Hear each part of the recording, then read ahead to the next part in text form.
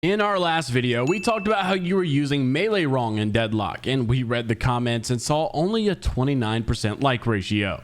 So we decided to dislike it as well and leave a comment about how clickbait it was and to do better. And our response is to do just that. So do us a favor and like and subscribe for this new video, new us. Because today I tried every build for Viscous and Deadlock and we're bringing you the best. Whether you are a new player or an experienced Deadlock player, it is never a bad time to expand your knowledge of more heroes. Viscous is one that every player should know how to play effectively. He specializes in heavy burst damage, crowd control, and mobility, keeping the enemy team distracted while doing big damage to the chunky heroes, if you will. I made sure to try a variety of the builds on the public builds page and then created my own for anyone watching this video that wants to take their Viscous game to the next level. To find the build, of course, open the shop, click browse builds, and search JMiles Viscous, and then favorite it. And let's jump right into it. To start off, let's talk about what makes Viscous so good and quickly go over his abilities. Viscous's best ability is his splatter. This ability has the potential to do massive burst damage at all stages of the game if properly upgraded.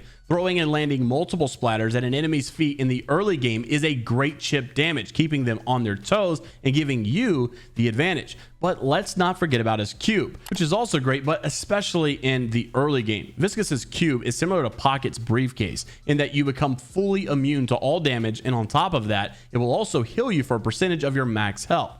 In the laning phase, this is a great tool to use because it allows you to be more aggressive and not have to return to base to heal as often or at all if you play it right, and you can keep the pressure on. It also counters stun heroes like Seven or Warden that you might have to play against in those lanes, and just time the cube correctly and the enemy will not be able to touch you when the stun goes off. And then don't forget, the cube can also be cast onto your teammates to heal them or protect them from those same stuns. Next is his Puddle Punch. New players seem to really struggle to how to use this to its max potential. Puddle Punch can not only be placed underneath enemies to launch them in the air, but also on walls to knock them towards you. Viscous can also cast Puddle Punch on himself to get some crazy high ground. You can also just do it to move really quickly. You start combining this with all sorts of other mechanics like wall bouncing or your dash jumping and wall bouncing, then Puddle Punch. I mean, you can get some really crazy speed with this. Lastly, though, we'll talk about his ultimate, the Goo Ball. It's probably the most annoying ultimate in the game for enemies to deal with when it's used correctly. A lot of people don't use it correctly, and it's very easy to counter.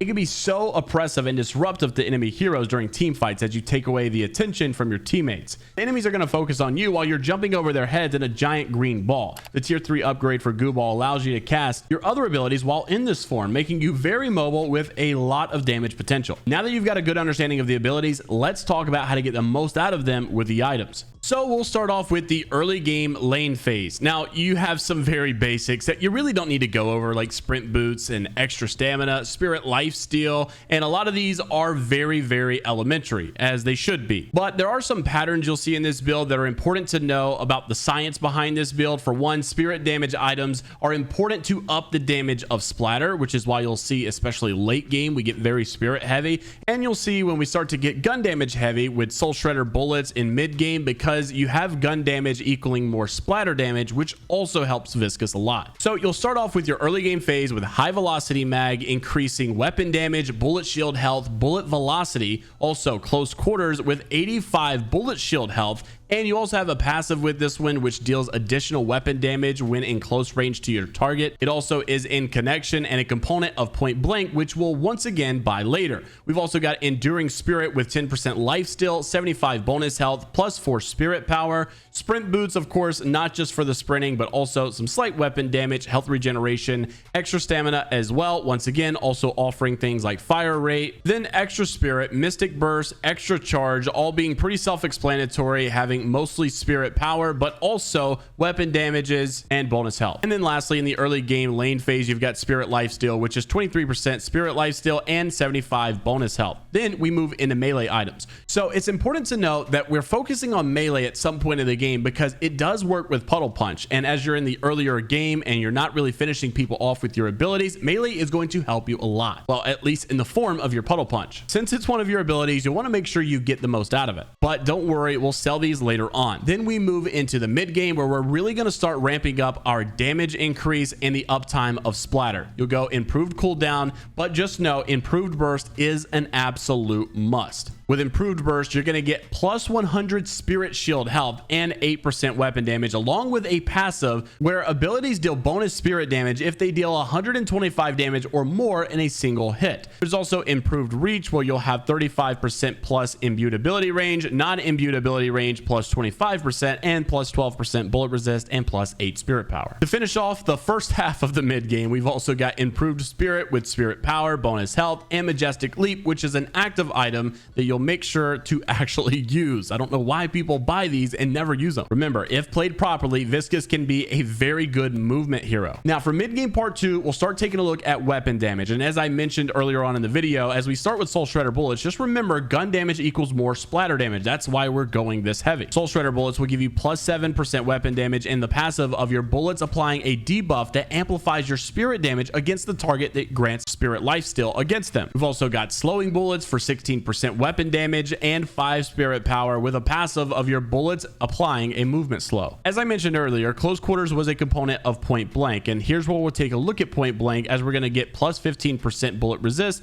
plus 1 stamina, and a passive when in close range to your target, you'll gain weapon damage and your bullets apply a movement slow as well. Then we'll take a look at Pristine Emblem with plus 35% bullet velocity, 25% weapon damage, 12 spirit power, and plus 12% spirit resist, alongside a passive where your attacks have additional weapon damage against enemies above 50% health. Now, depending on who you're playing against and who your team's composition is, you may want to take a look at some of these defensive items such as bullet armor, spirit power, improved bullet armor, improved spirit power, and debuff reducer. Like I said, buy what is necessary. These are situational, but just be ready to use them when needed. Now, as we get into the late game, you'll see a ton of items here, and it's obvious to note that not every item in this build can be bought at once. That's why it says buy what you like, but we definitely want to prioritize spirit items, especially large spirit items like Boundless Spirit, Echo Shard for splatter, and superior cooldown if possible. Boundless Spirit is going to give you 60 spirit power, plus 300 bonus health, plus 15 health regen, plus 25% weapon damage, and movement speed increase. I know it's a lot, but that's why it's 9,700 souls. Echo Shard is also great because you get to reset the cooldown of your most recently non-ultimate used ability, but on top of that, you still get spirit power, bullet resist, and move speed. Once again, not every item here in the late game can be bought at once, and it makes no sense to have one specific build for every single team composition. These builds have to be dynamic depending on who you're playing with and who you're playing against. So these are some of my favorite items in these situations. Prioritize some, but consider any of them when necessary. Now, no, it's not just buying these items and winning the game. It's also how you play. And as Viscous, you can play a lot more aggressive than most heroes out there because you have excellent mobility in and out of fight with your ultimate goo ball. You can also deal big burst damage with your splatter as the game goes on. You want to be very annoying to the enemies. Throw your splatter, knock them around with puddle punch, hide in your cube, and of course, roll around as the big giant green goo ball, distracting them and letting your team kill away. You want to make sure you're getting the most out of Viscous, so you'll definitely want to take a look at the movement. When you pair double jump and getting momentum off of puddle punch and punching off of walls to change direction and using jump dashes and combining them together, and then also certain specific niche things that you can do while pairing them with other heroes. A lot is to be said here on how you're playing Viscous. Make sure to watch our 10 things you didn't know about Deadlock video to get more movement tips. If you enjoyed or feel like you learned anything of value in this video, please do consider liking and subscribing to the channel. We are a new channel, trying our best to be the best that we can be. I know we're not going to be perfect. Despite joking about the like ratio for the last video, I really do want to make sure I'm continuously getting better. So for those of you that show your support and even comment criticism, we do appreciate it, and thank you very much. Hope you all enjoy. Have a great rest of your day and enjoy playing Deadlock.